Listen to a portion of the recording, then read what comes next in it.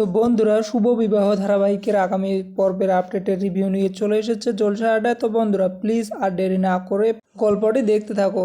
তো বন্ধুরা, আমরা এমনটাই দেখতে পারবো, সার্থক ছদ্মবেশে তেজের বাড়িতে আসে এবং পুরো বাড়িটা পাওয়ার লোভে। তো বন্ধুরা, সুধাময়ীর সাথে স্বামীর সাজার নাটকটা করে ফেলে। এমনকি সুধার শাশুড়ি মা ধরে ফেলে সার্থককে। সুধাময়ীর ঘরের দরজা বন্ধ করে রাখে। তখন তেজের মা এসে সব কিছু শুনতে পায় যে তেজ মরে গেছে। এটা শুনে অনেক ভয় পায় তেজের মা। এদিকে সুধাময়ী ঘরের মধ্যে চিৎকার করে বলে, আমাকে আর কতক্ষণ আটকে রাখবেন আপনি? আমি তো যাবই, আর আমি না পৌঁছানো অবধি গজানন আমার তেজের খেয়াল রাখবে। আপনার মতো শয়তানের হাত থেকে গজানন আমার তেজকে বাঁচাবেই। আপনি কিচ্ছু করতে পারবেন না, কিচ্ছু না। এরপর তেজের মা বলে, ঠাকুর, এখন আমি কি করব? কার কাছে যাব? এই ছেলেটার কথা শুনে তো আমার মনে হচ্ছে বিচ্ছুই আসল তেজ, সুধাই ঠিক। না, যে করেই হোক সুধামার বাচ্চাকে আমাকে বাঁচাতেই হবে। তারপর ও আমার তেজকে ফিরে আনবেই।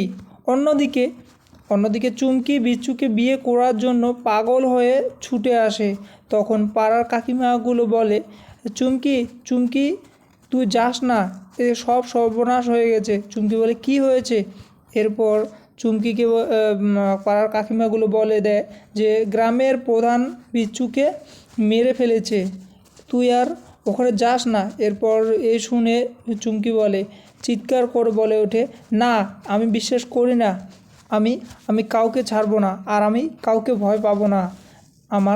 আমার বিচ্ছুর কিচ্ছু হয়নি।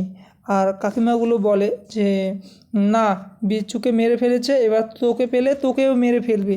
এরপর হঠাৎ করে চুমকি দেখতে পায় যে ওই লোকগুলো চলে আসে ওখানে চুমকিকে ধরার জন্য। কিন্তু চুমকিকে বাঁচিয়ে নেয় তেজ, মানে বিচ্ছু যে আসল তেজ এটা কেউ জানে না, শুধু সুধাময়ী আর তেজের মা, তাছাড়া কেউ জানে না, এমনকি সার্থক চ্যাটার্জিও না। তো বন্ধুরা, এমনটাই হতে চলেছে শুভ বিবাহ ধারাবাহিকের আগামী পর্বগুলিতে। তো বন্ধুরা, আজকের এপিসোডটি কেমন লাগলো প্লিজ কমেন্ট করে জানাবেন। আর নতুন এপিসোড দেখার জন্য খুব সুন্দর করে বেল আইকনটি বাজিয়ে দেবেন। ধন্যবাদ বন্ধুরা, এখানেই বিদায় নিচ্ছি। দেখা হচ্ছে আগামী পর্বের আপডেটে।